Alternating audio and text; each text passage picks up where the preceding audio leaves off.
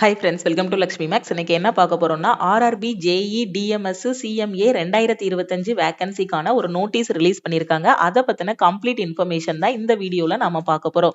இதுல என்ன சொல்லியிருக்காங்க, government of India, ministry of railways, railway board approved vacancies of JE, DMS, CMA pay level 6 for notification in 2025. Assessment of vacancies of JE, DMS, CMA categories done by zonal railways or PUs in the intent management module of HRMS has been examined in Railway Board. The competent CRB and CUO authority has approved to issue centralized employment notification for 2,570 vacancies in 35 categories of junior engineer, depot material superintendent and chemical and metrological assistant in all in pay level 6 for the year 2025 as given below. அதாவது JE, DMS, CMA இது எல்லாத்துக்கும் சேர்த்து ஓவராலா 2570 vacancies வந்து release பண்ண போறாங்க. ஓவராலா 35 கேட்டகரிக்கும் சேர்த்து எவ்வளவு வேகன்சிஸ், 2570 வேகன்சிஸ். எல்லா ஆர்ஆர்பியும் சேர்த்து பாத்தீங்கன்னா 2570 வேகன்சிஸ் வந்து ரிலீஸ் பண்ண போறாங்க. இந்த எக்ஸாமுக்கான நோட்டிபிகேஷன் நம்ம எப்ப எக்ஸ்பெக்ட் பண்ணலாம் அப்படின்னு பாத்தீங்கன்னா செப்டம்பர் எண்டுக்குள்ள நோட்டிபிகேஷன் வந்து நாம எக்ஸ்பெக்ட் பண்ணலாம். ஒவ்வொரு டிபார்ட்மெண்ட்டுக்கும் எவ்வளவு வேகன்சிஸ் இருக்குங்கிறத இதுல தெளிவா பிரிச்சு கொடுத்திருக்காங்க. JE electrical design, drawing and எஸ்டிமேஷனுக்கு பாத்தீங்கன்னா 14 வேகன்சிஸ். இப்படியே பாத்தீங்கன்னா 35 கேட்டகரிக்கும் ஓவராலா 2570 வேகன்சிஸ் அப்படின்னு சொல்லியிருக்காங்க. இந்த எக்ஸாம் நீங்க அப்ளை பண்றதுக்கு நீங்க இன்ஜினியரிங் முடிச்சிருக்கணும், அப்படி இல்லைன்னா டிப்ளமோ முடிச்சிருக்கணும். ஸோ இந்த 2 குவாலிபிகேஷன்ல ஏதாவது ஒண்ணு உங்ககிட்ட இருந்தாலும் இந்த எக்ஸாமுக்கு நீங்க வந்து அப்ளை பண்ணலாம். இதோட செலெக்ஷன் ப்ராசஸ் பாத்தீங்கன்னா ஃபர்ஸ்ட் வந்து உங்களுக்கு ஒரு கம்ப்யூட்டர் பேஸ்டு டெஸ்ட் வந்து இருக்கும். அதை சிபிடி 1ன்னு சொல்லுவாங்க. அதோட எக்ஸாம் முடிஞ்சதுக்கு அப்புறம் அதுக்கு ஒரு கட் ஆஃப் வந்து ரிலீஸ் பண்ணுவாங்க. அந்த கட் ஆஃப் கிளியர் பண்ண ஸ்டூடெண்ட், அதை விட அதிகமான மார்க் எடுத்த ஸ்டூடெண்ட்ஸ் எல்லாரையும் சிபிடி 2க்கு வந்து கூப்பிடுவாங்க. சிபிடி 2 முடிஞ்சதுக்கு அப்புறம் ஃபைனலா உங்களுக்கு டிவி அண்ட் மெடிக்கல் வந்து இருக்கும். இதோட பேசிக் பே பாத்தீங்கன்னா 35,400. இது போக இதுல அலோவன்சஸ் எல்லாமே ஆட் பண்ணும்போது கிட்டத்தட்ட ஒரு 50க்கு மேலேயே உங்களுக்கு சேலரி வந்து இதுல வந்துடும். ஓகேவா?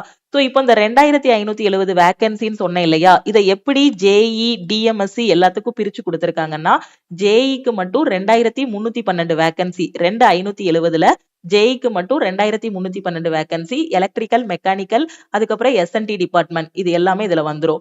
அதுக்கப்புறம் கெமிக்கல் சூப்பர்வைசர் அண்ட் மெட்ராலஜிக்கல் சூப்பர்வைசருக்கு 63. டிஎம்எஸ்க்கு பாத்தீங்கன்னா டிபார்ட் மெட்டீரியல் சூப்பரண்டன்ட்டுக்கு வந்து 195. ஓவராலா 2570.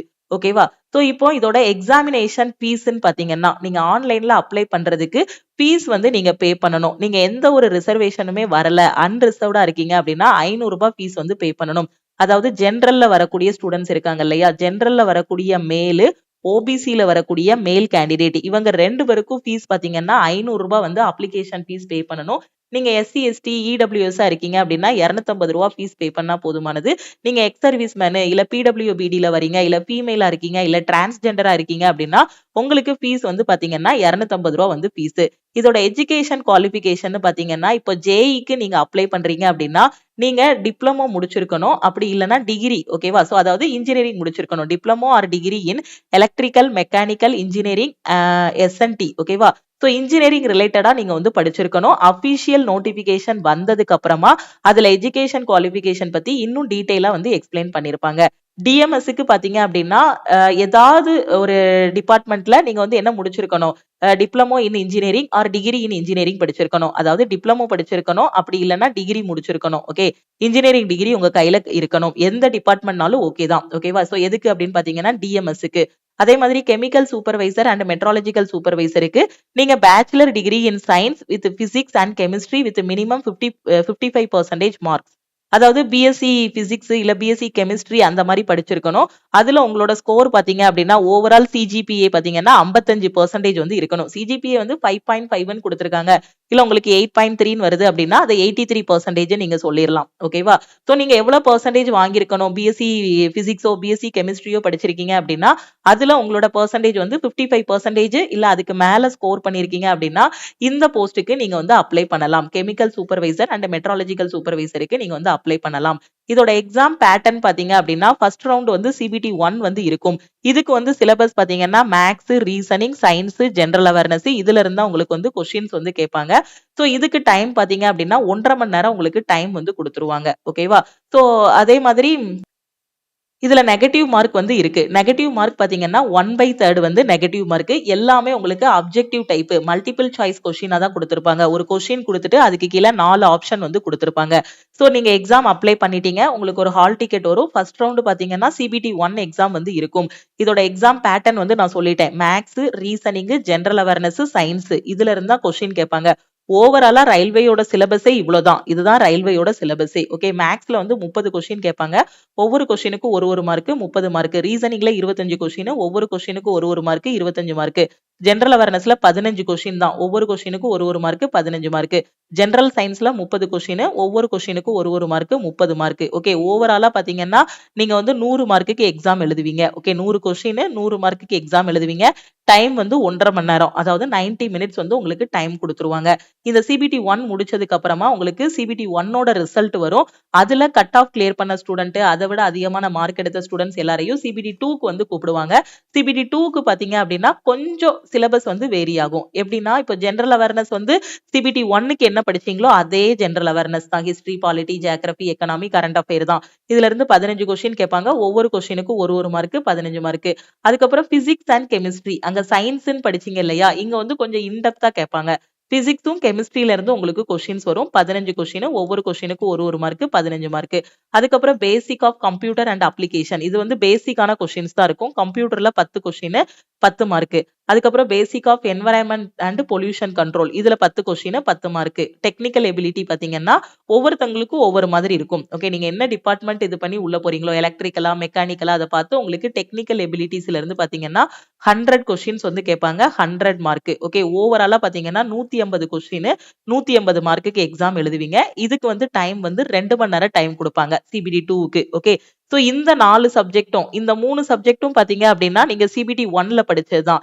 இந்த 2ம் தான் நீங்க எக்ஸ்ட்ரா படிக்கணும். இந்த டெக்னிக்கல் எபிலிட்டி வந்து நீங்க காலேஜ்ல படிச்சிருப்பீங்க. சோ இன்ஜினியரிங், டிப்ளமோ படிக்கும்போது படிச்சிருப்பீங்க இல்லையா, உங்க சப்ஜெக்ட் ரிலேட்டடா இதுல வந்து கேட்பாங்க. ஓகே, சோ மத்தபடி பாத்தீங்கன்னா ஃபர்ஸ்ட் ரவுண்ட் CBT 1ல வந்து ஃபுல்லாவே உங்களுக்கு நான் டெக்னிக்கல் மட்டும் தான் வரும்.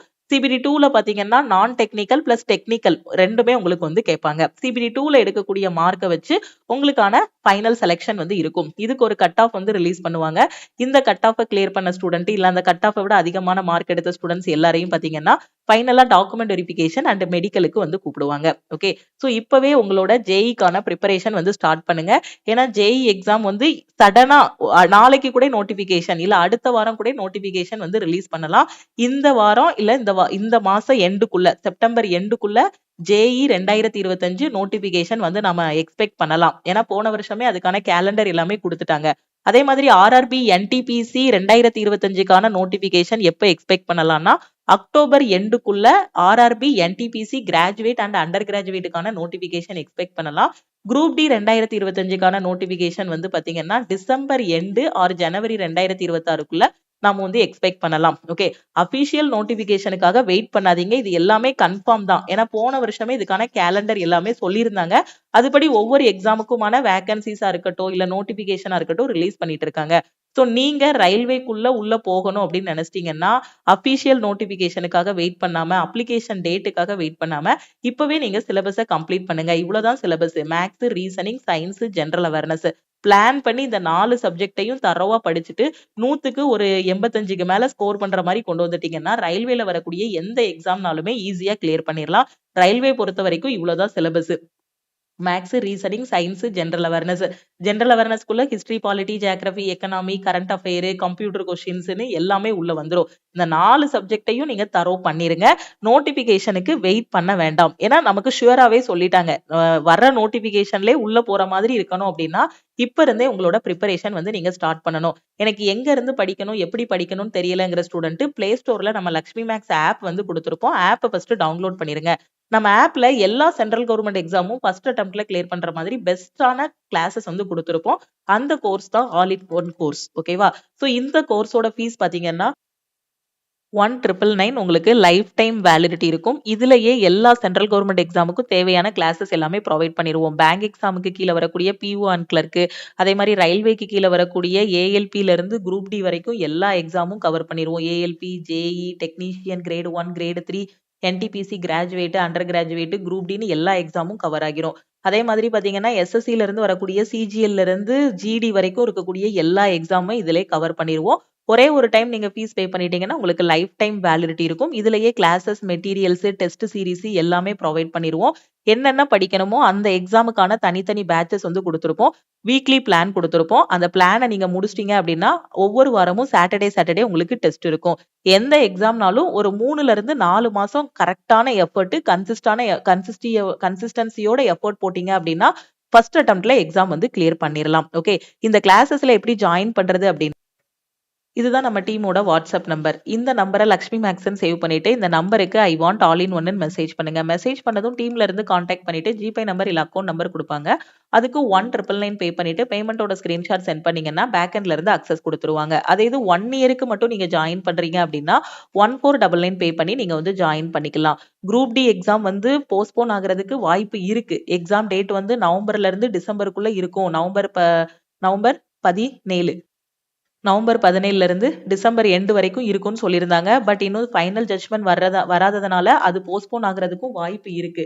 அதனால நீங்க இப்ப என்ன பண்ணுங்க அப்படின்னா, ஸோ குரூப் டி எக்ஸாமுக்கும் ஃபோக்கஸ் பண்ணி படிங்க. இது வரைக்கும் படிக்க ஆரம்பிக்கல அப்படின்னா அந்த எக்ஸாமையும் ஃபோக்கஸ் பண்ணி படிங்க. அது மாதிரி நம்ம லக்ஷ்மி மேக்ஸ் ஆப்ல குரூப் டிக்கான ஃபைனல் பேட்சும் ஸ்டார்ட் பண்ணியிருக்கோம். குரூப் டிக்கான டெஸ்ட் பேட்சும் போயிட்டு இருக்கு. ஸோ இருக்கிற டைமை வேஸ்ட் பண்ணாம கரெக்டா யூட்டிலைஸ் பண்ணுங்க. இப்போ இந்த எக்ஸாமோட நோட்டிபிகேஷனுக்கு வெயிட் பண்ணாம ஜேஇல நான் உள்ள போகணும், இந்த டைமே எக்ஸாம் எழுதி நான் கிளியர் பண்ணணும்னு நினைக்கிற student notification, exam date, application டேட்டுக்கு வெயிட் பண்ணாம இப்பவே உங்களோட ப்ரிப்பரேஷன் வந்து ஸ்டார்ட் பண்ணுங்க. ஓகே, ஸோ திருப்பியும் நம்ம வந்து நெக்ஸ்ட் கிளாஸ்ல மீட் பண்ணலாம். நம்ம டெலிகிராம் குரூப், டெலிகிராம் சேனல் இன்னும் ஜாயின் பண்ணல அப்படின்னா டெலிகிராம் குரூப் அண்ட் சேனலை ஜாயின் பண்ணிக்கோங்க.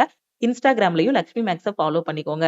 அதே மாதிரி உங்க ஃப்ரெண்ட்ஸும் காம்படிட்டிவ் எக்ஸாம் ப்ரிப்பேர் பண்றாங்க, எங்க இருந்து படிக்கணும், எப்படி படிக்கணும்னு தெரியலனா அவங்களுக்கும் நம்ம டீமோட வாட்ஸ்அப் நம்பர் பிளஸ் நம்ம ஆல் இன் ஒன் கோர்ஸ் பத்தின இன்ஃபர்மேஷன் வந்து சென்ட் பண்ணுங்க. ஓகே, திருப்பியும் நெக்ஸ்ட் கிளாஸ்ல மீட் பண்ணலாம். தேங்க்யூ.